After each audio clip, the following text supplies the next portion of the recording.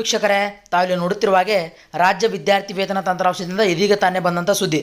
ವೀಕ್ಷಕರೇ, ಸುದ್ದಿ ಏನೆಂದರೆ ತಾವು ವಿದ್ಯಾಶ್ರೀ ಸ್ಕಾಲರ್ಶಿಪ್ ಬಗ್ಗೆ ಆಗಲಿ, ಲೇಬರ್ ಕಾರ್ಡ್ ಸ್ಕಾಲರ್ಶಿಪ್ ಬಗ್ಗೆ ಆಗಲಿ ಅಥವಾ ರೈತ ವಿದ್ಯಾನಿಧಿ ಸ್ಕಾಲರ್ಶಿಪ್ ಬಗ್ಗೆ ಆಗಲಿ ಇದೊಂದು ಮಾಹಿತಿ. ವೀಕ್ಷಕರೇ, ತಾವು ಯಾರ್ಯಾರು ಇನ್ನೂವರೆಗೆ ರೈತ ವಿದ್ಯಾನಿಧಿ ಆಗಲಿ, ವಿದ್ಯಾಶ್ರೀ ಆಗಲಿ ಅಥವಾ ಲೇಬರ್ ಕಾರ್ಡ್ ಸ್ಕಾಲರ್ಶಿಪ್ ಯಾರು ಹಾಕಿಲ್ಲಲ್ಲ ಅಂಥವ್ರಿಗೆ ಇದೊಂದು ಸಿಹಿ ಸುದ್ದಿ. ಯಾಕಂದರೆ ವೀಕ್ಷಕರೇ, ಇವಾಗ ತಾನೇ ಡೇಟ್ ಕೂಡ ಎಕ್ಸ್ಟೆಂಡ್ ಮಾಡಿದ್ದಾರೆ. ನಾನು ಲೇಬರ್ ಕಾರ್ಡ್ ಸ್ಕಾಲರ್ಶಿಪ್ ಬಗ್ಗೆಯೂ ಮಾತಾಡ್ತಿದ್ದೀನಿ, ಬಟ್ ವೆಬ್ಸೈಟ್ ಕೂಡ SSP ತೋರಿಸ್ತಿದೆ ಅಂತ ಕೆಲವರಿಗೆ ಡೌಟ್ ಇದ್ದಿರುತ್ತೆ ವೀಕ್ಷಕರೇ.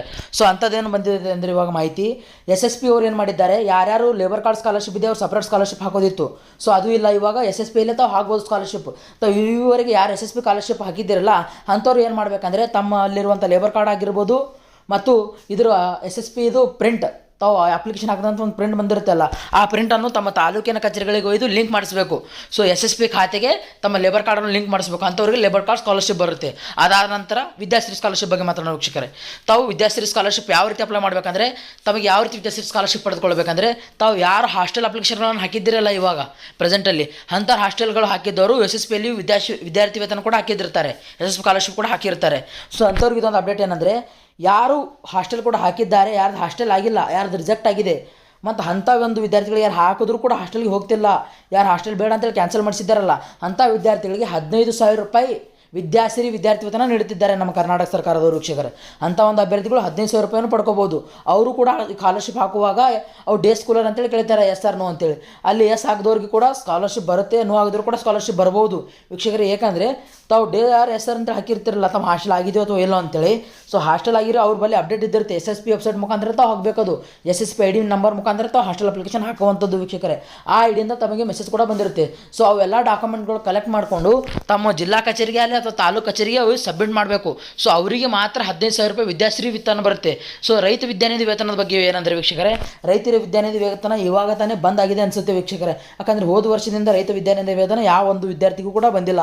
ಅದಕ್ಕಿಂತ ಮುಂಚೆ ಬಂದಿತ್ತು ರೈತ ವಿದ್ಯಾನಿಧಿ, ಬಟ್ ಇವಾಗ ರೈತ ವಿದ್ಯಾನಿಧಿ ಅಮೌಂಟ್ ಬರ್ತಾ ಇಲ್ಲ. ಸೊ SSP ರಾಜ್ಯ ವಿದ್ಯಾರ್ಥಿ ವೇತನ ತಂತ್ರಾಂಶದಿಂದ SSP ಸ್ಕಾಲರ್ಶಿಪ್ ಬರ್ತಾ ಇದೆ. ಫೀ ರಿಮೆಂಬರ್ಶಿಪ್ ಸ್ಕಾಲರ್ಶಿಪ್ ಅಂತೇಳಿ ತಾವು ಎಷ್ಟು ಕಾಲೇಜಿಗೆ ಅಪ್ಲಿಕೇಶನ್ ಫೀಸನ್ನು ಕಟ್ಟಿರ್ತಿರಲ್ಲ, ಕಾಲೇಜ್ ಫೀಸು ಅದಷ್ಟೆಲ್ಲ ತಮಗೆ ಮರಳಿ ಅವು ಕೂಡ ಬಂದಿರುತ್ತೆ. ಸೊ ಇದೇ ರೀತಿಯಾಗಿ ಲೇಬರ್ ಕಾರ್ಡ್ ಸ್ಕಾಲರ್ಶಿಪ್ದವರಿಗೆ 25,000 ರೂಪಾಯಿ ಸ್ಕಾಲರ್ಶಿಪ್ ಬರ್ತಿದೆ ವೀಕ್ಷಕರೇ. ಸೊ ಅಂಥವ್ರು ಮಿಸ್ ಮಾಡದೆ, ಯಾರು ಈವರೆಗೆ SSP ಸ್ಕಾಲರ್ಶಿಪ್ ಹಾಕಿದ್ದೀರಿ ಅಂಥವ್ರು ಪ್ಲೀಸ್ ಬೇಗನೆ ಹೋಗಿ ತಮ್ಮ ಲೇಬರ್ ಕಾರ್ಡ್ ಮತ್ತು SSP ವಿದ್ಯಾರ್ಥಿ ವೇತನ ತಂತ್ರಾಂಶದಿಂದ ತಮ್ಮ ಅದೊಂದು ಅಪ್ಲಿಕೇಶನ್ ಫಾರ್ಮ್ ಇದಿರುತ್ತೆ ತಾವು ಸ್ಕಾಲರ್ಶಿಪ್ ಹಾಕಿದ್ದು, ಅದು ಡೌನ್ಲೋಡ್ ಮಾಡ್ಕೊಂಡು ಹೋಗಿ ಅಲ್ಲಿ ಜೆರಾಕ್ಸ್ ಎಲ್ಲ ಅಪ್ಲೈ ಮಾಡಿಕ್ಷಂದ್ರೆ ತಾಲೂಕು ಆಫೀಸಿನಲ್ಲಿ ಕೊಡಬೇಕು ವೀಕ್ಷಕರೇ. ತಾಲೂಕು ಆಫೀಸಿನಲ್ಲಿ ಹೇಳಬೇಕು SSP ಅಕೌಂಟಿಗೆ ಮತ್ತು ತಮ್ಮ ಲೇಬರ್ ಕಾರ್ಡಿಗೆ ಲಿಂಕ್ ಮಾಡಿ ಅಂತೇಳಿ. ಆ ಲಿಂಕ್ ಮಾಡಿದ ನಂತರವರಿಗೆ ಅಂಥ ಒಂದು ಅಭ್ಯರ್ಥಿಗಳಿಗೆ ಮಾತ್ರ ಲೇಬರ್ ಕಾರ್ಡ್ ಸ್ಕಾಲರ್ಶಿಪ್ ಬರುತ್ತೆ. ಮತ್ತು ವಿದ್ಯಾಶ್ರೀ ಸ್ಕಾಲರ್ಶಿಪ್ ಹಾಸ್ಟೆಲ್ ಆದವರಿಗೆ ಮಾತ್ರ ವಿದ್ಯಾಶ್ರೀ ಸ್ಕಾಲರ್ಶಿಪ್ ಬರುತ್ತೆ ವೀಕ್ಷಕರೇ. ಹಾಸ್ಟೆಲ್ ಯಾರ್ದು ಆಗಿಲ್ಲ ಅಂತ ಅಂಥ ಒಂದು ಅಭ್ಯರ್ಥಿಗಳಿಗೆ ಮಾತ್ರ ವಿದ್ಯಾಶ್ರೀ ಸ್ಕಾಲರ್ಶಿಪ್ ಬರುತ್ತೆ. ತಾವು ಇನ್ನೂವರೆಗೆ ಸ್ಕಾಲರ್ಶಿಪ್ ಹಾಕಿಲ್ಲ ಅಂದರೂ ಕೂಡ ತಾವು ನೋಡ್ಬೋದು ವೀಕ್ಷಕರೇ, ಡೇಟ್ ಕೂಡ ಎಕ್ಸ್ಟೆಂಡ್ ಮಾಡಿದ್ದಾರೆ. ಹಿಂದುಳಿದ ಕಲ್ಯಾಣ ಇಲಾಖೆ ಮೆಟ್ರಿಕ್ ನಂತರದ ವಿದ್ಯಾರ್ಥಿ ವೇತನಕ್ಕೆ ಅರ್ಜಿ ಸಲ್ಲಿಸಲು ಕೊನೆಯ ದಿನಾಂಕ 15/10/2024 ಅಂತ ಹೇಳಿದ್ದಾರೆ. ಇದು 30/9/2024 ಆಗಿತ್ತು. ಡೇಟ್ ಎಕ್ಸ್ಟೆಂಡ್ ಮಾಡಿ 15ನೇ ದಿನಾಂಕದವರೆಗೆ ಎಕ್ಸ್ಟೆಂಡ್ ಮಾಡಿದ್ದಾರೆ.